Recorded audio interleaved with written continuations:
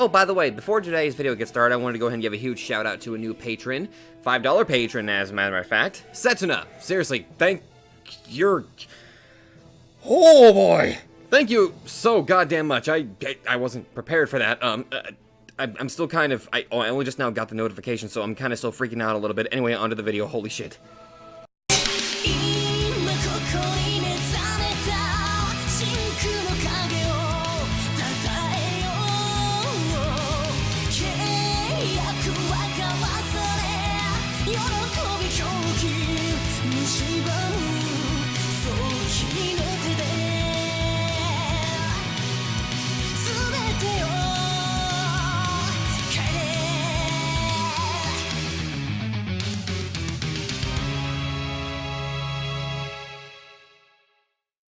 Hello there everybody, it's Setsuna aka Nightmare, and welcome back to Irae Amantes Amentes.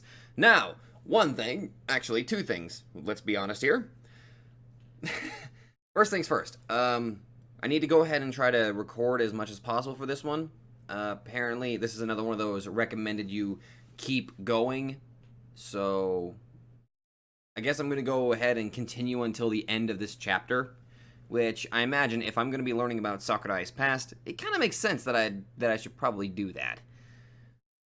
And, second thing, I completely forgot what I was going to talk about. Oh. Oh, is that the...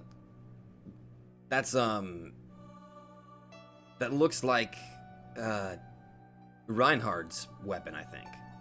Or, wait, no, that's Trifa. He's Divine Vessel, same thing. Whatever. That thing... that I saw very briefly. Sometime in 1940, shortly following the outbreak of World War II, the formation of the Longinus Dreisen Orden. Well, I imagined. SS 長官ハインリヒ・ヒムラーが仕切るそれはアドルフ・ヒトラーを名義上だけの狩猟に据えて、他にはラインハルト・ハイドリヒ、ルドルフ・ヘス、カール・ハウス・フォーファー、ヨーゼフ・ディートリッヒ、あともろもろ、つまり上級将校たちの秘密クラブみたいなものだったの。ただ問題があるとすれば、彼らは本物の清掃を持っていて、それに触れるのが一人しかいなかったこと。Oh, I wonder who the only person who could touch the Holy Lands could be. And that is totally a euphemism. The Spear of Destiny. A weapon that would guarantee the victory and veracity of Germany's dominion. Henceforth, the influence of the only man capable of wielding the ultimate on an Irae, Reinhard Heydrich, rose significantly.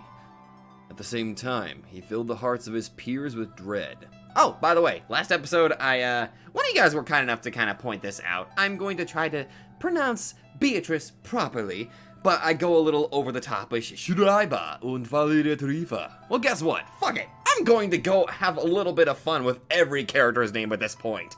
So, Beatrice from now on shall be Beatrice. 表向き、ハイドリヒ卿は槍の管理者として、ヒムラー長官の元にいたわけだけど、実質的な力関係がこの時点で逆転していることは言うまでもない。Obvious. だから長官は、もっと簡易な槍を欲しがった。早い話、複製品をね。ハイドリヒ卿にしか持てないような真相は危険すぎると思ったんでしょう。いずれ持ち主ごと封印することを前提に、シンボル的な偽装を求めて、その結果。Yeah, that didn't go very well, did it? 桜井ちゃんのご先祖が？ええ。当時国園宅の幹部だったカール・ハウス・フォーファーは、著名な地政学者で、錬金術の知識もあって、ついでに言えば、日本に駐留していた経験もあった。私の家はなんていうか、少し特殊な金属の生成方法を持っていて、それを奉納する神職だったから。There we go. A divine lance that would never rust, break, or rot. They were chosen to replicate it. ハウスホーファーに招かれてドイツに渡ったのは私の曽祖父。そして彼が作った複製品がベベルスブルグ・ロンギヌス。あなたも見たでしょ？あれよ。Wettisburg Longinus. ああ。でもでかすぎない？あの金属は使用者の質によって変形するの。 Ooh. Much like how her own weapon would mold into a sword of flames. つまりね、結局偽の槍も特定の人間にしか扱えないものになったのよ。トバルカインというのは清掃を作った火事の始祖を指す名前。桜井の血族はみんなトバルカインになる。Oh. じゃあそれって。そう、今の彼が朽ちれば次は私。これはあの偽装がある限り絶対に逃げられないの。だったら壊せばいいじゃない。ええ、でも私にはそんなことできない。Yeah. If even not if yeah, that's gonna be kind of a bit of a problem considering, Reinhardt has the lance. Wait. Technically, Trifa has the lance himself. It's a little complicated, a little bit difficult, The blonde people always have to have the most powerful weapons. 偽装を使えるのは桜井の血筋だけで、しかも必ずああなるから。For the longest time, she had considered it a curse to cast upon them for the audacity of attempting to replicate an artifact of such divinity. But that was not the case. What they created was an inferior replica of the Spear of Destiny, one that would give birth to immortal Einryar, warriors who fought for an eternity beyond the precipice of death. Those of the Sakurai bloodline, bewitched by its prowess, would turn into the living dead. あの中には私の家族が詰まってる。壊せないわよ。なるほど。じゃあ結局長官殿の目論みは大失敗っていうわけか。そうなる。そして同時期にハイドリヒ教が暗殺されて、真相も偽装も行方不明。黒煙卓は崩壊し、第三帝国は破滅の坂を転がっていき。Okay. That was when the current Obsidian table, led by Kaoru Croft and Reinhard Heydrich, made its move. 思えば偽装を作るにあたってヒムラーとハウスフォーファーを裏で利用したんでしょうね。誰がそれをやったのかはわからないけど、今となってはどうでもいい。 Possible. ただ黒煙卓にバビロンがいたのは良かったのか悪かったのか。偽装の継承で必ず紙幣になる桜井を彼女は効率的に操って長持ちさせる術を持っていたか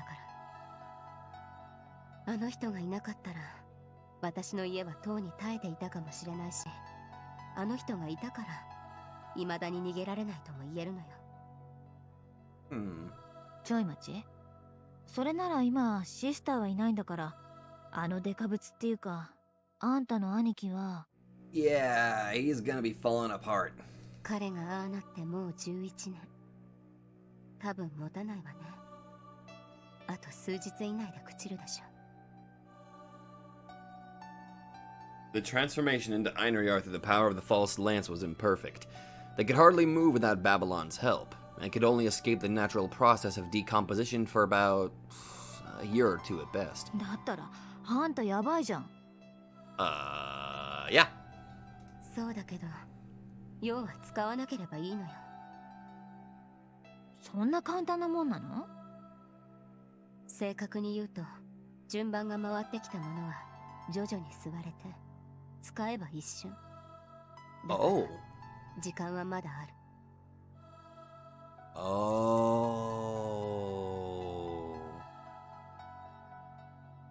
So, as soon as Tubal Cain disappears, the lance will start drawing in Sakurai's essence until she eventually transforms too. Okay. She still had a year or two before her soul would melt into the lance and she herself turned into an imperfect, mindless Einryar. 今のトバルカインは代々の桜井が融合した死体の塊、レギオンなの。兄さんは大きい人だったけど、さすがにあそこまでじゃなかったわ。体が朽ちて代替わりするたびにより大きく復元する。当代の桜井を核にして、その周りを霊的な肉の鎧で覆っていると言えばいいのかな。兄さんの遺体をこのまま朽ちさせるのは辛いけど、それはさすがに諦めないといけないみたい。本当に守るべきは魂だし。Does the gender change? I would probably imagine not. Because that'd be kind of awkward seeing an undead, hulking mass of flesh wearing a bra running around holding a gigantic clump of iron. That'd be kind of fucking weird. 問答無用で座れた初代を除いて、私たちは待って待って待ち望んだのよ。この呪縛から逃れられる日を。And now I curse myself because I'm trying to get that cursed image out of my head. Having been cursed to slowly rot away regardless of their actions, they had no choice but to participate in the schemes of the Obsidian Table. To liberate their souls from that lance of a prison and live as humans. To destroy that accursed weapon once and for all. Remained a generation spanning desire of all sakurais. さっきの臓器提供云々と少し似た話になるわね。どのみち槍を使えばああなるから、口が聞けるうちにドナー登録しておくの。自分の集めた魂をちゃんと再利用してくれって。それは親族に頼むわけ？本来ならそうだけど、兄さんは自分の代で終わらせるつもりだったみたいだから何も話してくれなかった。代わりにベアトリスへ頼んだみたい。でも彼女もまた死んでしまったから。The current tubal cane and everything it contained might eventually be torn apart by others. Almost literally like a case of organ trade. 私が黒煙卓に入ったのはそのことを防ぐため。兄さんの魂をベイやマレウスに切り取らせるわけにはいかないし、私自身が集めた分はベアトリスの再生を目的にする。And with the advent of this battle, Kay thought to fulfill both her family's long-held wish, as well as her own dream through a valiant victory. Yet reality was not so gentle. それで今みたいな状況になっている。Oh. こんなところでいいかしら。Oh. I thought I was going to keep going. I wanted to learn more! Ellie seemed to be deep in thought, her brows furrowed. なんとなくは分かったけど、いずれにせよあんまり悠長なこと言ってる時間もないわけでしょ。だったら感情的な問題はとりあえず棚上げして、あんたの方に中身を移すことはできないわけ？ It would be pretty strong if お that turned 墓 out. とお骨を移動させるようなもんだと思えば。 Maybe. 無理ね。というより意味がない。言わなかったけど、私の剣も同じ金属でできてるから、そんなことをすれば新しい偽装が生まれるだけ。Oh. Well, shit. それならあとは。 Kay knew what the girl had been thinking, but that was one option she would never take. 言ったでしょ。誰にも言うなって。この状況で隠そうとする意味がむしろ私には分かんないけど。肉親の魂を他人に預けられると思う？ No. Sentimentality aside, it was simply too dangerous. 少なくとも偽装の中にある限り、桜井の魂は核として残る。私の家系だけを狙い撃ちにしてるんだから、そのためには元の情報を保存しておかなければならないでしょ。でも別の生物、例えばどこかの女顔した人のものに移したら、それはただの燃料よ。消費されておしまいだし、そうなったらもうどうしようもない。And if that happened, Kay did not think she would be able to find it in herself to forgive the young man, even if that truly was the only way to escape the blessing of the beast. だからダメ。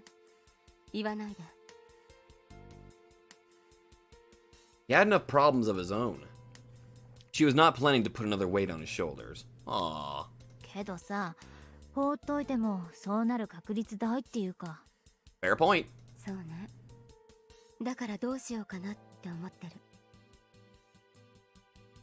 Even if Fuji somehow managed to preserve her brother's soul, that would still mean that they forced him into such an existence.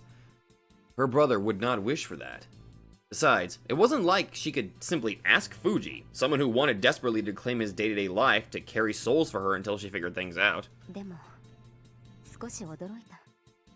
Yeah, how'd that soul swapping go anyway? 何が？あなた意外と親身に考えてくれてるようだから。はあ、まあ暇だしね。Kay hoped to see her flustered, or at least taken back, but the girl answered in her usual aloof manner. A troublesome woman indeed, even more so than Kay herself. で、まだお兄ちゃんの人となりを聞いてないけど、今のところ私の意見を言うとだね。In that moment, 話はすべて聞かせてもらった。 a loud voice suddenly burst out from the speakers in the room. なんかキーンとする。キーンと。 Okay, so that volume was not for... Okay. Because that fucking hurt my ears. 話はすべて聞かせてもらった。 Himuro, turn it down! God! いや、先輩。すごいっつうか、うるさい。です。本日はお日柄もよく。 What was she trying to accomplish? A cacophony of scrambling noises poured forth from the speaker, till she finally found a way to properly adjust the sound. 話はすべて聞かせてもらった。 Oh god. Thank you. またそれっすか。うるさいな。はじめが大事だと私は思うの。話はすべて聞かせてもらった。 Oh, okay. You're welcome. あんたそれが言いたいだけでしょ。 I think she does.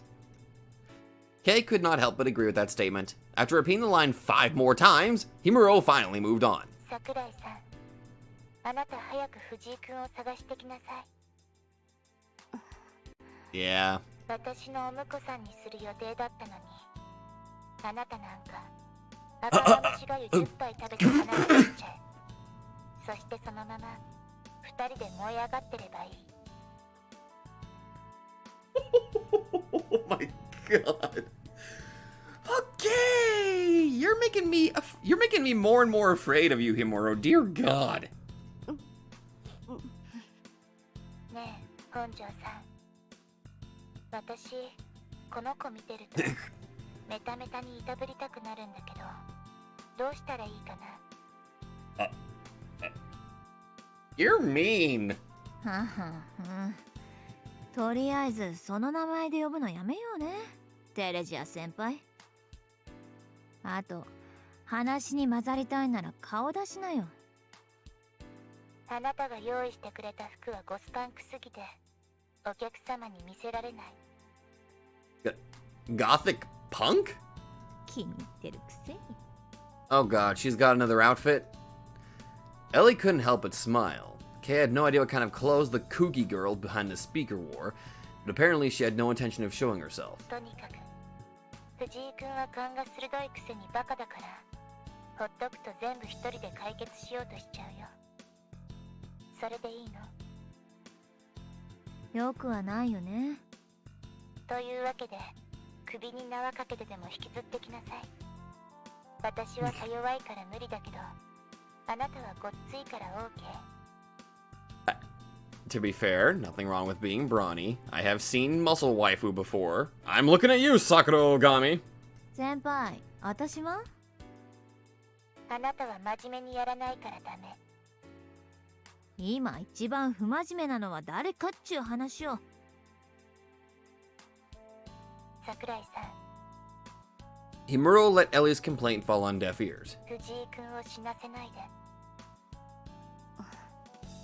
あと、綾瀬さんを助けて。やれやれ。恥ずかしがっちゃって。Oh, she most certainly is. Rather evil, but she's nice. She's bashful. Kinda scary. Ellie shrugged with a mocking smile. 事情はだいたい読めてるんでしょ、桜井ちゃん。それはまあ No one had told her anything directly, but Kay was no fool. She could guess what was going on. あれはお姫様って柄じゃないけど、クライマックスは救出作戦な感じなのよ。あんたも皆殺し儀式はやめるって言ってたし、手貸してやってくんないかな。あなたはいいの？私は会話すぎて、そんなヘビーなとこには行けないよ。I wouldn't say you're feeble. That did not sound true at all, and that was not what Kay had meant. 私なんかを信用していいの？しつこいね。あんたの粘着具合よくわかったし、かすみちゃんをぶんどり返すのに関しちゃ利害は一致しているようだから、それでいいよ。お兄ちゃんの処遇についてはその後でレン君と交渉したら？私は知んない。わかった。Alright. 藤井君をいじめたら怒るよ。だからそういうことは顔見せて言いなさいよ。Kay thought the two bullied the young man for far more than she ever did or could. But for starters, she agreed. In any case, it would not be good for her if Fuji decided to mess things up while she was not around. What was he thinking, leaving her sleeping like that? Kay sincerely hoped the young man had not forgotten her promise to stick to him like glue. That was probably how I felt every single day. He had an odd tendency to flee right after kinda sorta saving someone, which made those he saved unable to chase after him. じゃ、いってらっしゃい。 Bye. Ellie waved Kay goodbye as the latter stood up. ユサ君はほっといていいの？ああ、あいつはちょっと特殊でね。無駄にタフだから死にゃしないよ。 Speak for yourself. I'm missing my arm, damn it. Ah! その分きっと懲りてないから、目覚ましたら首突っ込んでくるだろうし。そうなりゃ私も付き合うし。 Ellie, I think you sewed my arm on backwards. It's not right. Fuck! なら今のうちにってこともあるか。 Kay had already realized there was something not quite right about the two, yet they were still only human. Allowing them to keep getting involved was likely not a wise thing to do. The girl likely urged her on for this very reason. ねえ、桜井さん。神父様は、その。Kay could feel hesitation in the voice seeping through the speakers. The girl seemed to harbor a set of complex feelings of her own. She did not know how close Valeria Torifa and the girl were, but as far as she was concerned, the divine vessel had been an incarnation of terror. She was far more afraid of him than Lord Hydric or His Excellency the Vice Commander, neither of whom she had ever properly met. She knew how unpredictable his rotten mind could be, blending evil with good as if they were one and the same. Kay did not wish to let the girl down, but she had spent far more time together with the priest than Himuro did. あの人は生きてる限りダメだと思う。 Oh? 救ってあげて。よかったら。 Was she telling her to kill him, or...? あの人なら多分みんな知っているはず。あなたのお兄さんのことも、あなたの前にいた人のことも。そうでしょうね。 Yeah. She knew full well that he was the only one who could answer her questions. But what would it all lead to? After all, being too afraid to learn the truth was the reason Kay unconsciously averted her gaze from the true nature of everything happening around her. Still, she was done running. From now on, she would think for herself, act of her own volition. わかりました。 She could not avoid him. Kay would have to face her past and learn the significance of her past 11 years, the reason that separated her from those she held dear. 私にとってもあの人は父親だから。 He was the one to breathe life into her lion heart, and so if she wished to cast that name aside, she had no other option but to face him. ごめんね。他力本願で。 It was an odd feeling being apologized to by someone who hated her. じゃあうん。またね。できればあなたも死なないで。 Thanks? How would one describe the relationship between her and those girls? Camaraderie? Friendship? Alliance? And none of them seemed to fit. Yet it was exactly that ambiguity that felt, oddly pleasant to her. On one hand, she had embarked on a journey to set things straight once and for all.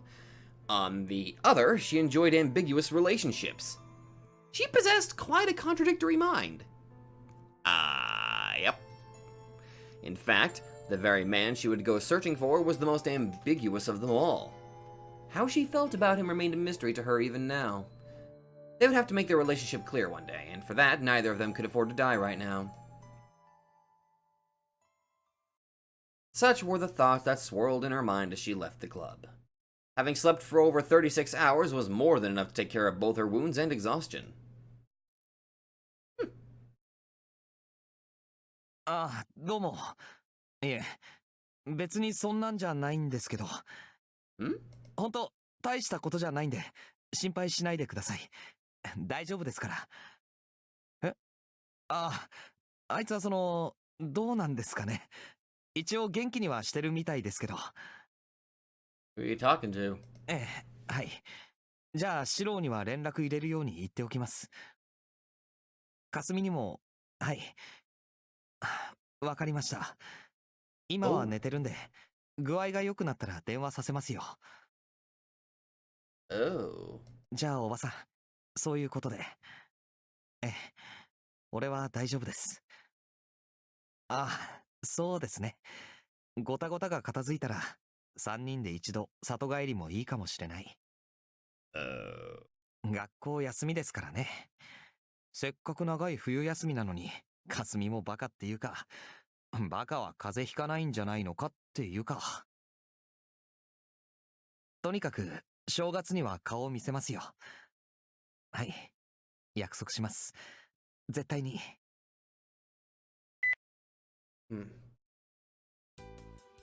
I hung up. 約束。Yeah! I couldn't keep a self-derisive smile from creeping out on my lips. I've been breaking promises left and right these days, but this one I had to keep. In that sense, this rare phone call from Kasumi's mother filled me with courage. That was... okay. The old lady was just like her daughter, talkative and energetic, and would hardly ever listen to what I had to say.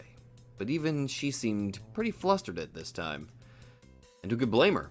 In the past few days, Sudahara City saw serial murders, bombings, massacres, and inexplicable traffic accidents. You'd have to be completely out of it not to get worried. Not to mention her only daughter stopped answering phone calls. Judo's family kept contacting her ever since that bastard disappeared 2 months ago, too. No wonder I'd end up having to answer all their questions, being the only one still within reach. I wasn't good at dealing with Kasumi's mom. Rather, I couldn't look her straight in the eyes after a few events in my past, but she wasn't the type to read the mood. Much like her daughter. Oh god.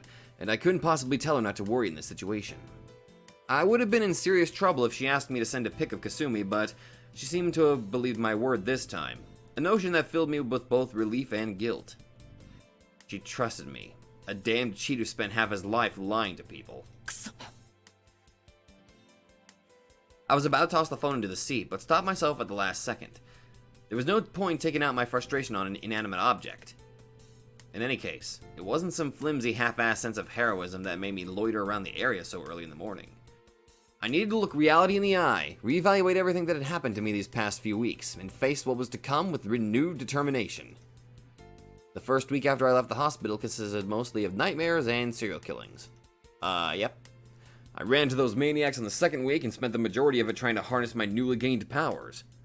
By the time the third week rolled around, it was all out war. I saw hundreds of people die right in front of my eyes, and even I came close to kicking the bucket on several occasions. Hell, I tried killing them too! And now I was about to march off into my final battle. I don't know.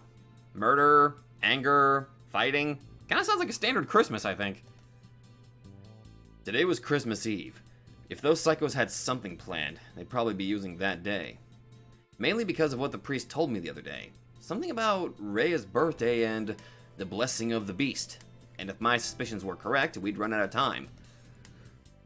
I had to put an end to everything before the 8th swastika opened, which would probably be tonight. In any case, there were still 2 left. The church and the hospital. I couldn't allow the home of Honjo's parents, and the very institution that helped me recover, to run red with the blood of innocents. Which meant I needed to storm the church first, a home to both Himuro and sister Lisa, and a place I'd hung around many times in the past. But at least there I could avoid involving innocent people. In that sense, it was the only real option available to me. I knew that storming the church, their bona fide headquarters, would be suicide, but I had no alternative. And the bastards probably realized that too. It filled me with spite and frustration. At the very least, I wouldn't lose to them in terms of fighting spirit. I'd make them all pay. Their ranks had begun to dwindle quite significantly. Most of the ones I met at the start were already dead. At the same time, though, their strength remains pretty much the same, considering only the small fry ended up kicking the bucket. Other than Kane, everyone that remained were of officer class. Valeria Torifa, Makina, Samuel. We couldn't even beat Schreiber in a 3-on-1 fight. What chance did I have against all of them on my own? If I succumbed to the idea that they were manipulating me and ran off to storm the place out of suicidal desperation, I'd never save Kasumi, let alone survive this whole thing.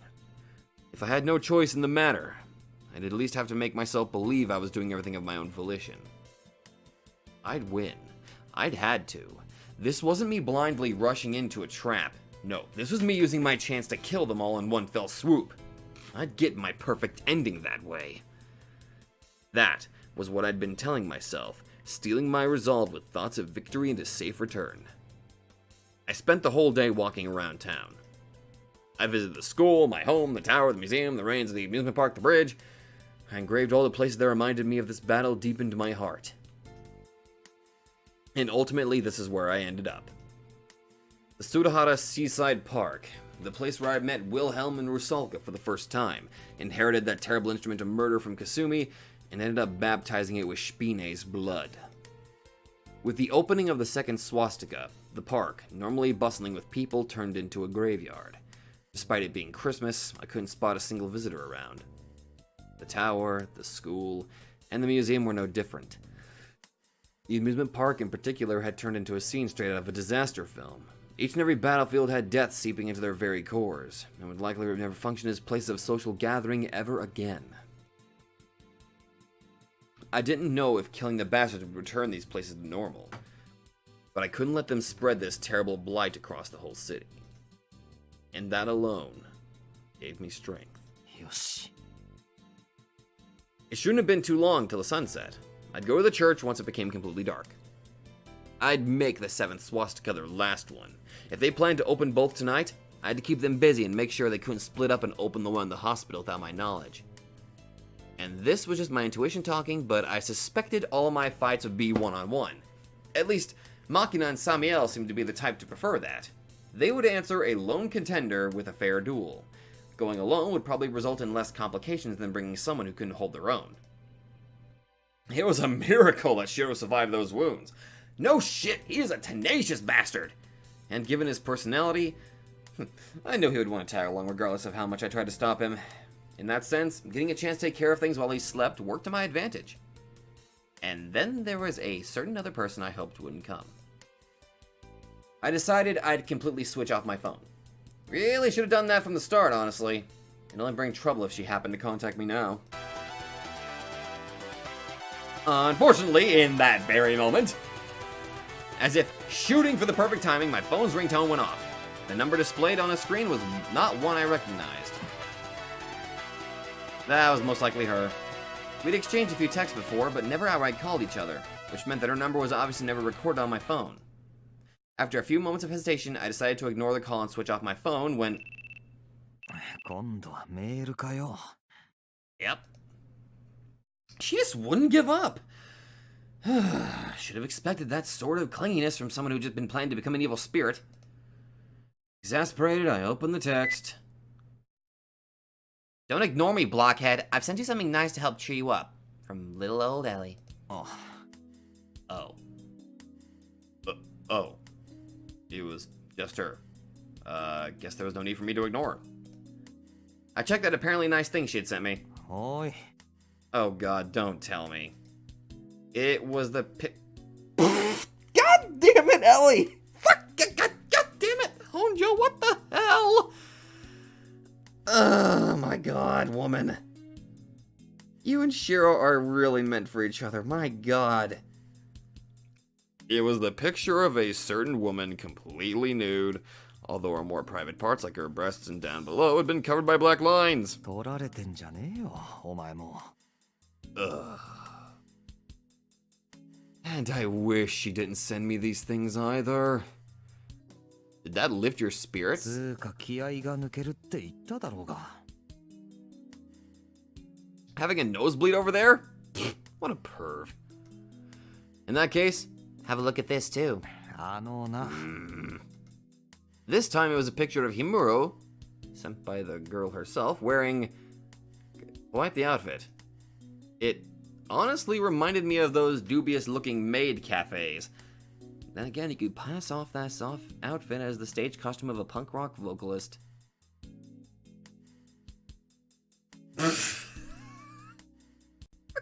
God damn it, Ocho. Pitching a 10 your pants? No. Did those two have nothing better to do? I was trying to mull over a number of pretty serious things, and they went and ruined the mood in 3 seconds tops.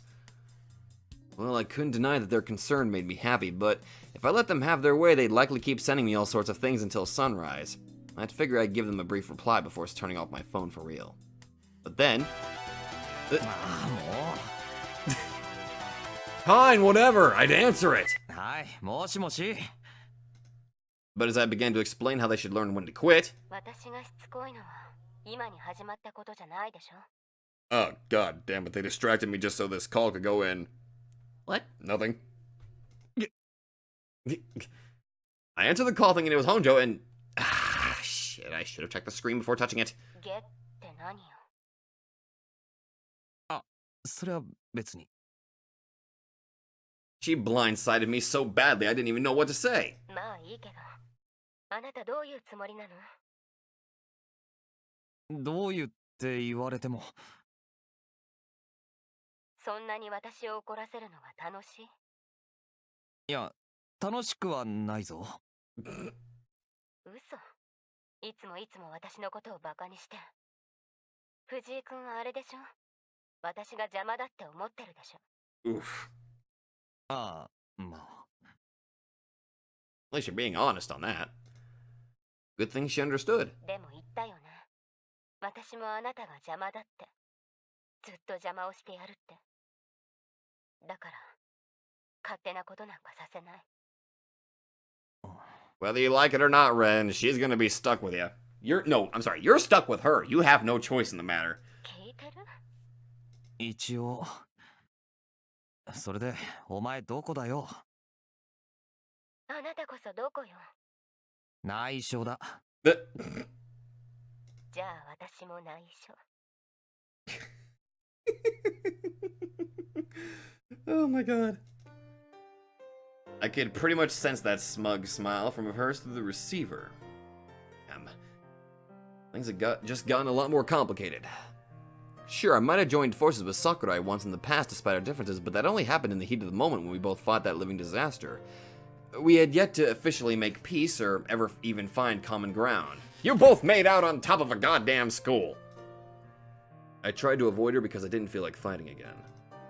But given our relationship, it felt almost inevitable that she'd come chasing after me if I tried to bail out on her. I was in no position to complain. 藤井君はずるいというか容量が悪いよね。Sakurai reprimanded me, but not without a touch of irony palpable in her voice. いろいろ考えてるようで、いつも行き当たりばったり。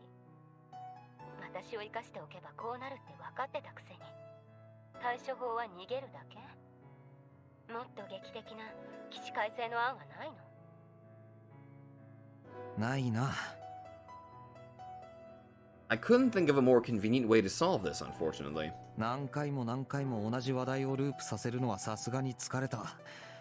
そういうのも実は嫌いじゃないんだが。A stagnating bliss of unchanging days, with no drama to ever break its monotony. To me, that was paradise. お前絡みの話はいろいろと重すぎる。何度も繰り返したいとは思わない。それはつまり、もう決めたから話す必要はないってこと？そうだな。お前はまだ話したいのか？さあ、どうだろう。なんとも言えない。She paused momentarily. どんな結果になるとしても、それを後で知るだけなのはもう嫌なの。私は傍観者じゃなくて当事者でいたい。望みはね、捨てられないよ。あなたは呆れるんだろうけど、一度見た夢は忘れられないし、そんな簡単に割り切れない。諦め悪いから。え？私なんだってやり直せるかやり直せないかの見極めは難しいよね。I could understand how she felt. In some cases, people would tell themselves it was too late, even if it wasn't. In others, they would commit irrevocable deeds while thinking there was still a way to reverse things. Misinterpreting one's own situation would only invite suffering.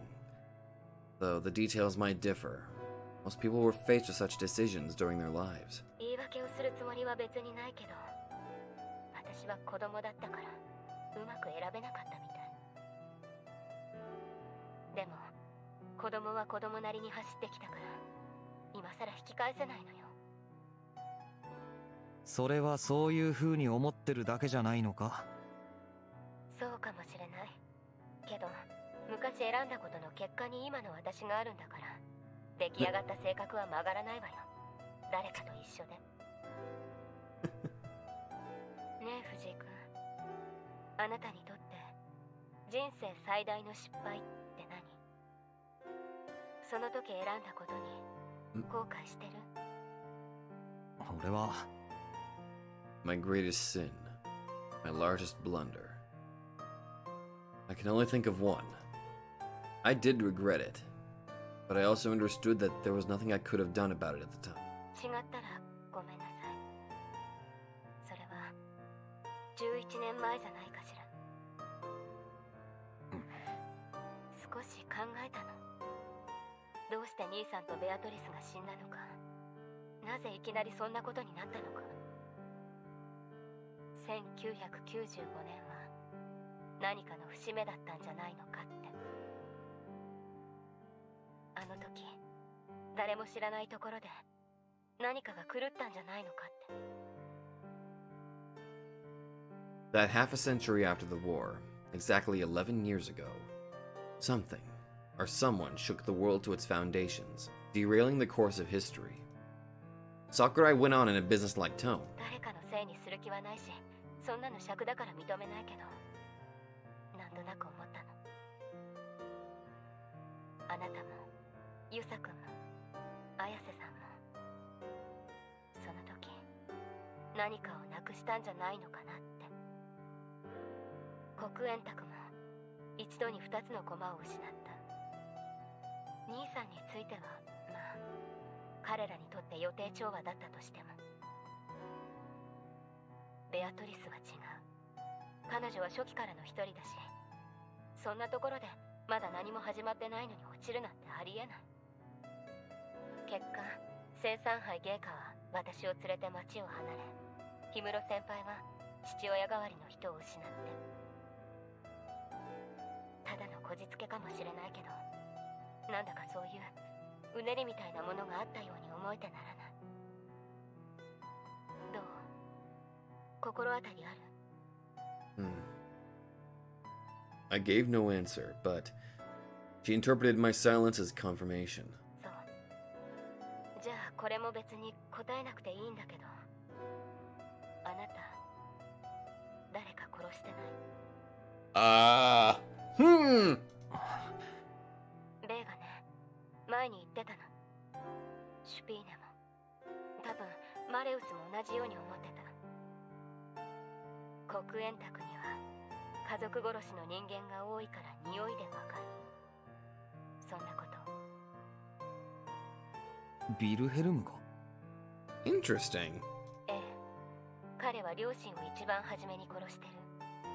確かシュライバー卿も似たようなもので、マレウスは夫、シュピーネは妻、ゲイカやバビロンは多分子供。 Wait. Spine was married? Spine had a wife? Was this mentioned? This is just kind of coming as news to me. Or did I really not pay enough attention to Spine's dialogue? Spine fucked? そして私は兄弟を。お前は違うだろ。同じようなものよ。自覚するつもりはないけど、私は当時の兄さんを救えなかったんだし。それであなたもそうじゃないかって答えなくてもいい。ただ私が勝手にそう思うだけね。藤井君が死んだ人の蘇生を毛嫌いするのはそういう理由じゃないのかなって。人殺しが都合のいい夢を見るなってことなのかと。 Nice deduction, Kay. 私はそんな風に今思うの。仮に、もし仮に俺が誰かをやったとしたら、それはそいつがどうしようもない邪魔者で、いるだけで害だから消したっていうだけだと思うぞ。別に泣きながらしたわけでも、悔やみながら埋めたわけでもない。Huh. You know, that adds a little bit of another, well, not really comparison, but how they're opposing each other. The members of the Obsidian Round Table, I'm guessing they murdered people that they were close to. At least that's what I'm understanding. And Ren murdered somebody that he was not close to. Or am I completely misinterpreting this? お前が考えてるような終端場じゃきっとないさ。I didn't lose anyone truly dear to me, unlike her. It was nothing compared to what Sakurai must have gone through. So I didn't really understand her feelings, nor was I planning to. All I wanted was for those I held dear, Asumi, Shiro, Honjo, Imuro, Marie, plus a certain other person, to stay safe and far away from me while I put an end to all this nonsense. 自分勝手なんだよ、俺は。いろんな奴に言われるけど、あまり人の気持ちとか考えない。People could go on respecting each other's values and individual ways of life without me. If staying put would land me in an unfavorable position, I'd get a move on and try to make things better for myself, regardless of what others thought. The same way I didn't push my beliefs on others, I also wouldn't cooperate with or support theirs. 別にかっこいい何かの主義があるわけじゃない。ただ俺が嫌だから嫌だって言ってるだけだ。英語だよ、所詮。だからお前の予想が当たってようと外れてようと、俺の動機なんてそんなもんだ。でもあなたはそれを忘れられるような性格をしてないでしょ。普段考えないようにすることはできても、忘れたふりはできても、ずっと思っていたはずでしょ。これで本当に良かったのかって。私はね、やり直せるって言われたら飛びつかずにいられない。なかったことにできるならどんな犠牲を払ってでもそうしたい。過去の失敗を帳消しにできる魔法を信じたくなっちゃうの。別に今回のことに限らなくても。だけどあなたは違うのね。是正より維持、拾うより落とさないように。私が言っているのはそういうことで。お前もしかして褒めてんのか？だったら気持ち悪いんだが。別に褒めてるわけじゃないわよ。実際今イライラしてるし。 Well, you know what they say opposites attract. そうかよ。でも It depended on the individual how they decided to put an end to things. What I personally might consider to be over might not look the same way from another's viewpoint. In short, Sakurai believed that death wasn't the end. As such, any debate between us would have held no meaning. なんかもうめんどくせえよ。俺はこの手の話が嫌いだからお前と絡みたくなかったのに。ネチネチと粘着。ああ、端的に言うと鬱陶しい。ごめんなさい。でも性分だから。だいたい藤井君言ったじゃない。私に舐められるのが嫌だから、ちゃんと見てろって。それにね、これも言ったけど。She's behind me, isn't she? I heard the beep of a phone being turned off from behind. Yep. There she is. 私もあなたに舐められるのは嫌なの。Also, I like this. This looks nice. This actually looks really nice, especially with the sunset, you know, aesthetic. だから逃げないで見てほしい。She was leaning against the opposite side of the street lamp. I had plenty of questions. How exactly she found me, or how long she'd been here for, well, just to name a few. お前、気配消して近づくなよ。あなたが鈍いの？ Maybe it was. After all, I had no idea what she was thinking. お前分かってんのか？俺はあいつを Fight her brother. 止めるとか邪魔するとか言うんなら、もっとそれらしい態度を取れよ。うん、そうだね。でも私、どうしていいかわからないから。前に偉そうなことを言ってごめんなさい。優先順位がどうとかって。I don't know what it is. I just really like this music that's playing. It fits. And I like it. 今の私は選べない。本当に困ってる。もう失敗はできないから。いろいろ歩きながら考えたけど、ダメよね。彼を見逃してとかお願いしても。Also, now I've got a comparison of their heights. Wow, he is pretty taller than her. 俺が There was but a single answer to our dilemma. 別に生き返らせたいとか、また会いたいとか、そういうのはお前の勝手だし、やればいいさ。俺と考えが違うからって否定する理由にはならない。I wouldn't ever force my values on others like that. ただ学校の諏訪地下はお前のもんだろ。ならあそこで死んだ奴らと今までお前が殺した奴ら、生贄にするって言うなら許さない。絶対邪魔する。それは。ああ、分かってるよ。もうそんな気はないんだろ。That was the main reason why I didn't feel like fighting with her anymore. Nonetheless, I still couldn't allow her to just do however she pleased. なあ、桜井。あれは本当にお前の兄貴か？え？仮にクリーンな手段でお前の望みが叶ったとする。けどもう一枚裏がないかを考えろよ。一度騙されてるんだろう。He brings up a fair point.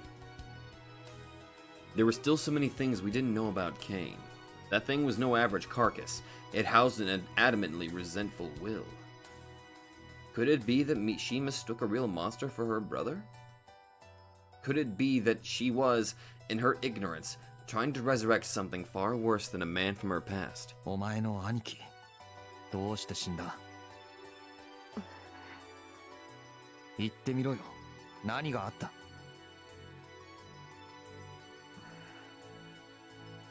Sakurai grew hesitant for a moment.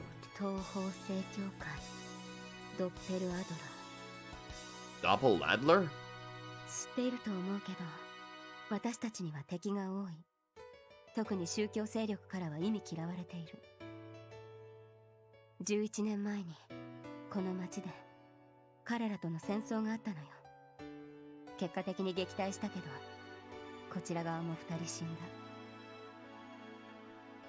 それが Beatrice Curtisine and Tubal Cain. 信じられないと思ってるでしょ。でもあそこだけは別なのよ。猛禽は何の天敵だと思う？ Snakes? After a moment of thinking, I came to a swift conclusion. 蛇か。ええ、相当のわしは東ローマ帝国のシンボルだけど、もともとかなり昔からあった紋章で、それを旗印にしていた結社もある。彼らの目的は蛇の排除。Ah. 相当の蛇を殺すことが存在意義。それがドッペルアドラ。Deuces. That name was brought up before. 副資料閣下が何者かなんてのは誰も深く考えたがらない謎だけど、彼を徹底的に追い回してる組織だと思えばいい。だから彼らは私たちに対抗できる手段を持っているとしてもおかしくない。だってその両方に通じている人が実際身近に一人いたから。あいつか。I could think of only one member of the Obsidian Table who could have had ties with religious organizations. Valeria Turifa. He seemed to pop up everywhere. ベアトリスは攻め込んできた彼らを迎え撃って、兄さんはそんな彼女を助けようとして。それは本当のことか。私はそう聞いているけど。 Then maybe you were lied to? But Sakurai no longer knew what to believe, who to trust. I knew it wasn't my place to butt in, especially as a complete outsider, but... 殺したのは神父じゃないのか。I couldn't help it. The idea had been bugging me ever since I heard Kane talk. The way he spoke the divine vessel's name, with every syllable soaked in blood-curdling resentment, the memory of it still lived fresh in my mind. That couldn't have been. そんな風に逆恨みしたこともあるけど。違う。The bitterness on those dead lips wasn't the kind that blamed the priest for luring Daplader here. It condemned him directly. The intensity of that grudge certainly didn't stem from something as simple as him involving them in a needless battle. It was the kind that condemned betrayal, its fervor transcending life and death, haunting us even from beyond the grave. Well, yeah. I mean, for God's sake, you just utter the... Tarifa basically said, oh, by the way, Rusalka over there is the divine vessel. 3 seconds later, dead! いや、まあいい。In any case, we might have completely misunderstood Kane's situation. Sakura made a troubled smile, probably having realized what I was trying to say. もっと疑え。あ、そうね。私もそのつもりだったけど。本当、私って何も知らない。それに相変わらず考えも浅い。もう一枚裏があるかもなんてことは言われるまで思ってもいなかった。ねえ藤井君。でもだからこそ私は彼を壊したくないの。見極めたい。何がどうなっているのかを。まあそりゃ、俺も同じだけど。Kane's malice was out of control. Without Sister Lisa to hold his leash, he was essentially a ticking time bomb. And even if I managed to beat everyone else, there was no guarantees he would leave me alone. In other words, I considered him the very first opponent I would have liked to remove from the equation. If leaving him untended caused another tragedy, I wouldn't be able to live with myself. Much like Sakurai had said, I was a person who prioritized preservation above all else. 藤井君の考えはわかるよ。多分あなたが正しいこと。でも私だって自分勝手。あまり人の気持ちとか考えないから。It's even better! Oh my god, are they holding hands? Yep. Sakurai slowly took my hand.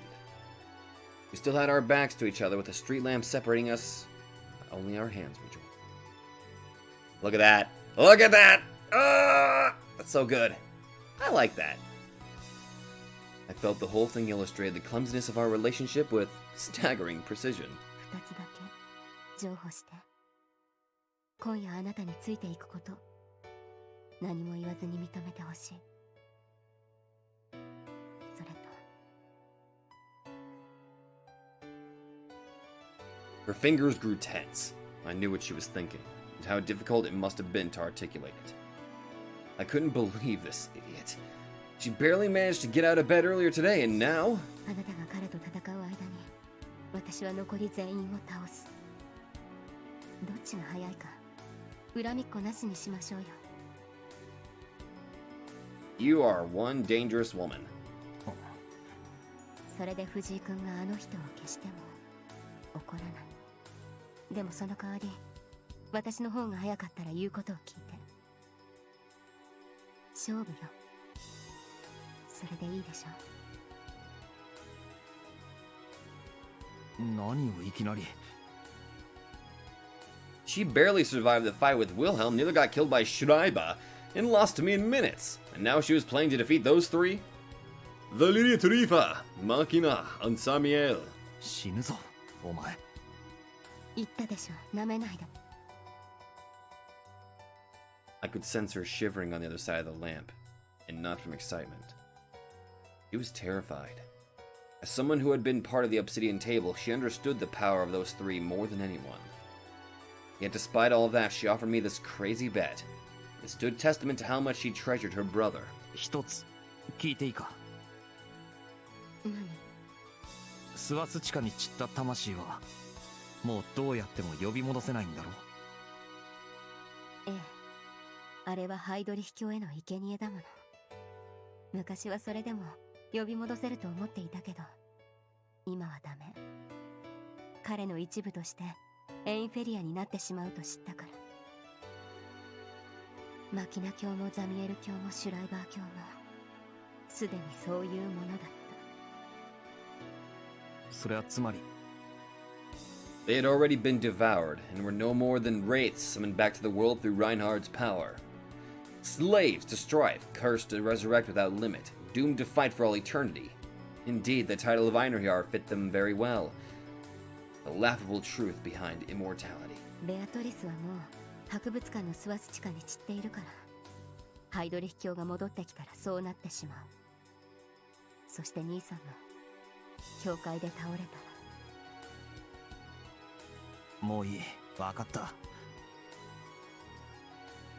I knew nothing good would come from speaking with her. I suspected she still had a thing or two to hide, but I was probably better off not probing her about it. それは私がついていってもいいってこと？私の条件に乗るってこと？答えた、藤井君。俺は I wished to stop her. I wanted to tell her to cut the bullshit and just wait at a safe place while I took care of things. But I knew she wouldn't listen. I couldn't stop her with words, and fighting was out of the question. Even I wasn't dumb enough to waste precious energy right before the final battle. 性格悪いぞ。 That's an understatement. お互い様でしょ。 Equally true. I couldn't deny that. After all, it was my fault she had to go to such lengths to involve herself in this situation. But what else was I supposed to do? 兄さんが兄さんじゃないかもしれないってあなたの意見。一応頭に入れておく。そもそも今の彼は単独でほとんど何もできないはずだし。なのにそうじゃないところをもし見せられたら、それは私が知らない何かがあるってことだから。じゃあその時は俺からも一つ条件出させてくれよ。 Oh, 何？ she wouldn't listen if I told her not to fight, nor would she leave me alone. In which case, I could only think of one way for us to come to a compromise. もっとフェアな勝負だ、桜井。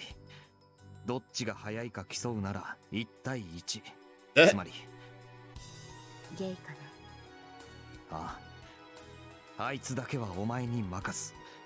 いろいろ知りたいならあの神父だろ。分かってる。 I could tell she nodded and made a faint smile. でもその後で俺が勝ったらお前は帰れとか言わないでよね。そう思うならお前が勝てよ。うん。頑張るよ。 Her fingers relaxed a little. We must have seemed like a pair of obstinate mules, pointlessly trying to assert our will. We could have likely found a better compromise had either of us been more flexible in our way of thinking. But that was a meaningless supposition. It It was precisely our continuous bickering and the fact we got on each other's nerves that brought us together. ねえ、これは関係ないんだけど。 I wasn't the type to voice my thoughts, but that didn't mean I felt absolutely nothing. 藤井君、綾瀬さんが好き？ Especially when she asked insane questions like that with the worst possible timing. 私のことはやっぱり嫌い？ And I didn't know how to respond. 化けて出そうだから死ぬと困るとか言ってたけど。 That was true. 私もね、あなたが死んだら嫌だなって思うのよ。 Or when I had questions of my own I couldn't ask. いい加減何か言ってよ。あなたどうして私の時だけ黙るのよ。 Good question. 綾瀬さんの時も氷室先輩の時もなんだかかっこいいこと平気な顔で言ってたくせに。 Oh my god.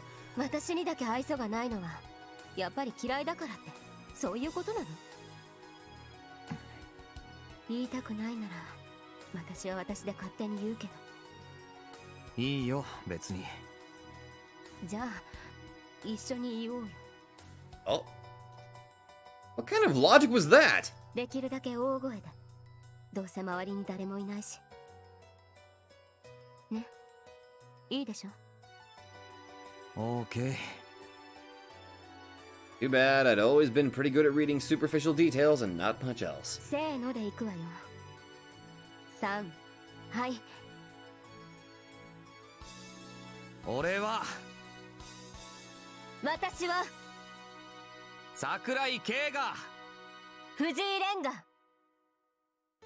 What would follow after? I'd leave that to your imagination. なんで何も言わないのよ。お前も言ってねえだろうが。だってあなたいつも意地悪ばっかり言うから、たまには私が。Oh my god. バレバレだお前。そんな古典的な手には乗らない。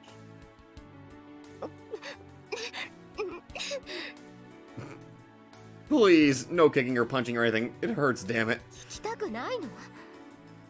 俺はそういうの気にしない。男ってこんなのばっかりなのかしら。 It was probably a bad idea to try and lump me together with normal people. ちゃんと答える男だってどこかそこら辺にいるだろうよ。私は藤井君に言わせたかったの？ああ、そうですか。諦めろ。My god. 最悪。 He kind of is. だから条件一つ追加する。私が勝ったら絶対さっきの続き言わせるからね。負けないから。 There's quite a lot of conditions here. 何笑ってるのよ、もう。 The way she kept fidgeting while blushing bright red was pretty amusing, admittedly. Though I sure as hell wouldn't actually say that to her face. Or the fact that I just might have figured out the best way to deal with Kane's situation. It was too much of a blind gamble. I didn't wish to get her hopes up for nothing. So for now, I kept it to myself. 白白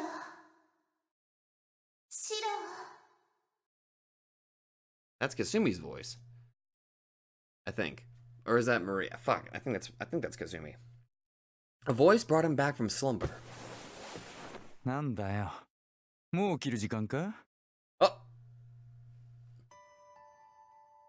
He sat up and realized he was completely covered in bandages, with wounds littering his body all over. Apart from the fact his left arm was missing, he had multiple fractured bones and countless contusions and lacerations. Not to mention, almost the entirety of his body was covered in second-degree burns. An average man would not be able to get up, much less talk in that condition. However, the strangest fact of all the facet of the situation was that he somehow managed to wake up despite all this anesthetic in his bloodstream. Yet Shiro, seemingly feeling no pain or drowsiness, glanced around the room, popped a cigarette he found in a nearby pack into his mouth. ああ、お前か。遅刻しそうだったから起こしてくれたんだな。ありがとうよ。There were no people besides himself in the room. The back alley doctor responsible for looking over Shiro was sleeping in the next room. He was a lazy man who had lost his doctor's license due to sketchy practices, but his skills were by no means inadequate. In fact, he treated Shiro with near-perfect precision, and his decision to put him to sleep after the worst had probably Pat was the most adept. But one matter he was not quite aware of was that his patient was far from normal. シロ、あんたどうしてそんな。 Wait, is Kasumi speaking in his head? へえ。お前見えてんのかよ。He answered the voice with a crooked smile. Was he talking about his wounds or something else entirely? 夏に海へ行った時、あんたが一人で帰った時、バイクでこけたって聞いたけど。だったらごめんね。私が余計なことを言ったから。What? 別に。俺は何とも思ってねえよ。He conversed with a disembodied voice, smoke escaping through his teeth as he grinned, although maybe he could actually see with those eyes of his. むしろラッキーだと思ってるぜ。いろいろ便利だしな。こういう時は。でもそれじゃああ、あと何年も持たねえらしい。ヘリーが言うには、そのうちオーバーヒートするとかなんとか。けどまあ、おかげでケツに火もついた。お前とレンにはいい迷惑だったろうが、だらだらやってる暇もなかったんでな。勘弁しろよ。で、わざわざ見舞いに来てくれたのは、あいつのことだろ？ほら、言えよ。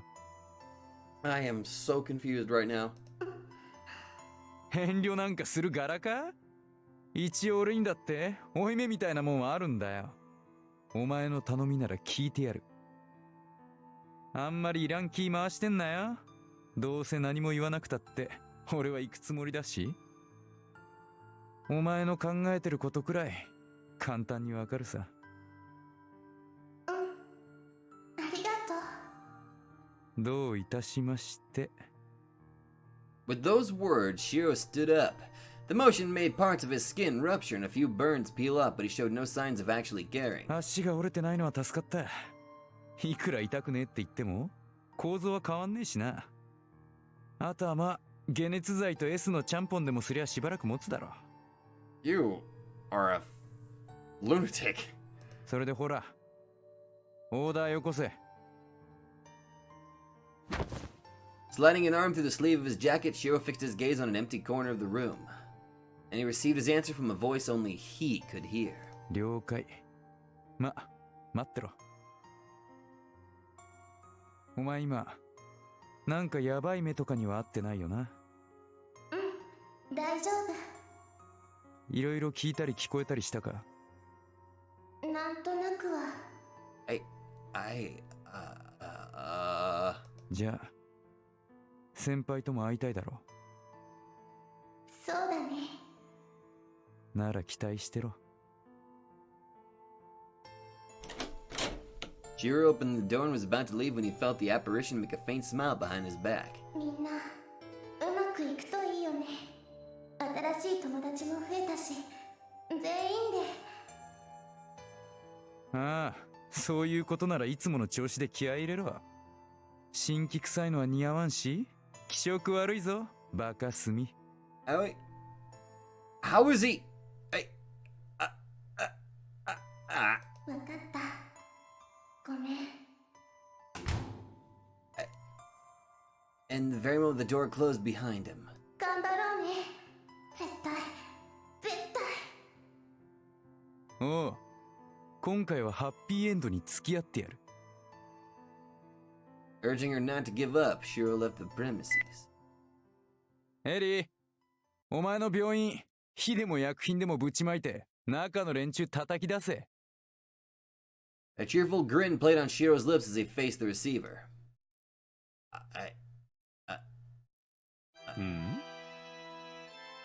An idiot Riva furrowed his brows as he felt a peculiar draft stir in the air. 気のせい。いや、違いますね、これは。Ooh, we're back to the cross! He was on his knees praying to the girl on the cross. His narrow eyes opened ever so slightly, fixated on the empty space above him. The calm blue lake of his irises seemed to have been assailed by a violent storm, an amalgam of colors mingling within it. They flashed in the incandescent flames of gold as the blackness in them blended with white, and crimson red absorbed the exuberant green. マキナ教にザミエル教、どこに行かれた？ I don't know. Besides killing people, what do they do for fun? I imagine Lord Machina playing Tetris. The two had been missing. Their very presence seemed to have suddenly vanished from the world. 何を考えておられるハイドリ秘境。いや、それとも副首領閣下ですか。ゲセヌ、なぜここに来て。 Wait, they disappeared? Realizing that no amount of thought would lead him to an answer, the priest stood up and turned around. まあよい。ならば私は私の正義を貫くのみ。あなたがそうおっしゃったことだ、ハイドリ秘境。御身の期待に添えるかどうかは分かりませぬが、それなりに盛り上げましょう。生誕祭に向けて。Casting not a single glance towards Kasumi, Tarifa proceeded onwards, and even when he passed through the frame of a giant that decorated the room like a colossal sculpture, he merely addressed him in a businesslike tone. じきに来客です。出迎えなさい、会員。そこにいるのが生産杯です。The giant's shoulders trembled as he descended into another fit of rage, with teeth clattering, muscles creaking. 愚かしい。だが有益だ、その像を。I might just have to unsew his eyeballs so that way he can see. 何かをなすとき、最も効率の良い燃料は怒りである。後には何も残りませんが、そもそも胸に新しいものを生み出そうなど勘違いも甚だしい。ええ、わかりますよ。私も同じだ。この渇望が満たされるなら何もいらぬ。そのような不退転、背水の陣でこそ叶うというもの。これもまた愛の発露。我々なりの生き様でしょう。どだい、他者には共感できぬことかもしれませんがね。Neither Lisa nor Teresia did. And most recently... レオンハルトも。あなたはどうですか、藤井さん。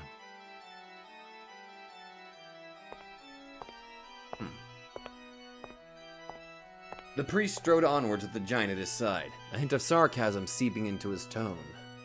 The sun would soon set, ushering in the dark of night. The final battle, held in commemoration of the grand holiday, drew nigh. The seventh swastika would open on Christmas Eve, and once the last, the eighth swallowed its final あな sacrifice. たには申し訳ないと思っていますよ、綾瀬さん。ですが何も見捨てようというのではない。His hands were only that of a man.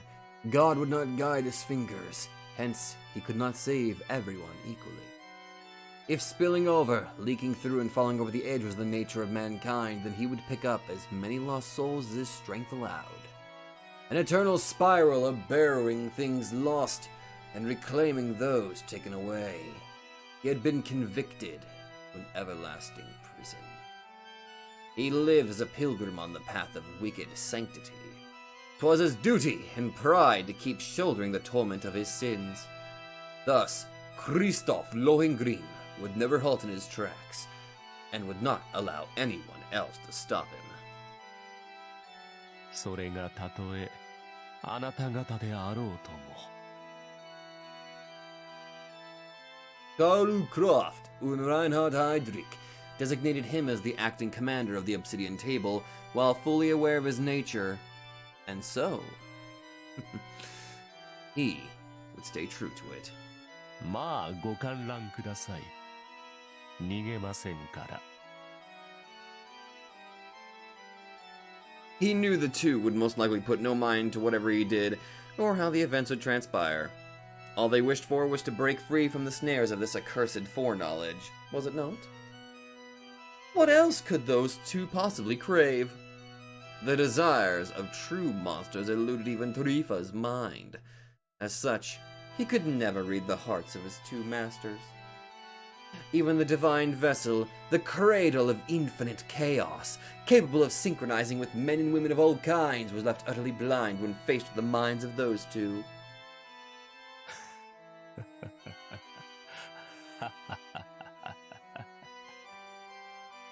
Sounding a dry laugh, the priest narrowed his eyes to slits once more, and the irises that previously raged in brilliant gold regained the azure tranquility of an undisturbed lake.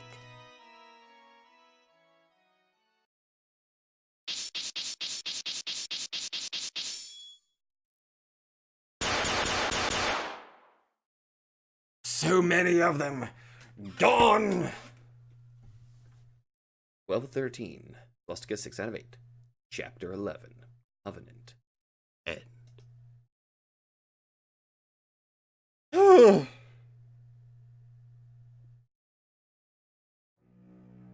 I am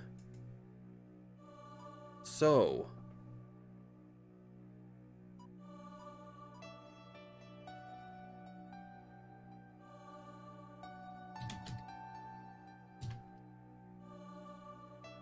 her confusions. That's exactly what that.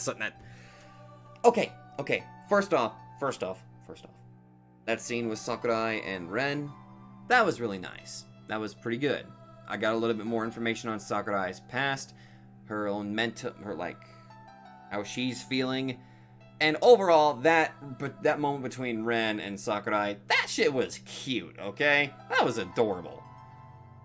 But I'm going to end this video on one burning statement concerning the fuck just happened in that hospital. And I feel like there's only one possible way to perfectly describe pretty much my feelings on the matter. I have so many questions! By the way, thank you all guys very much for watching, and I'll see you guys in the next video. Hello there everybody, Sabato92 here, and if you like this video, be sure to let me know in the comments down below. And hey, if you guys like my content, then maybe you'd like to check out another channel who I think deserves equal attention. So click that Nightmare emblem and check out that channel, or go to the links in the description down below. Once again, thank you, and I'll see you guys in the next video.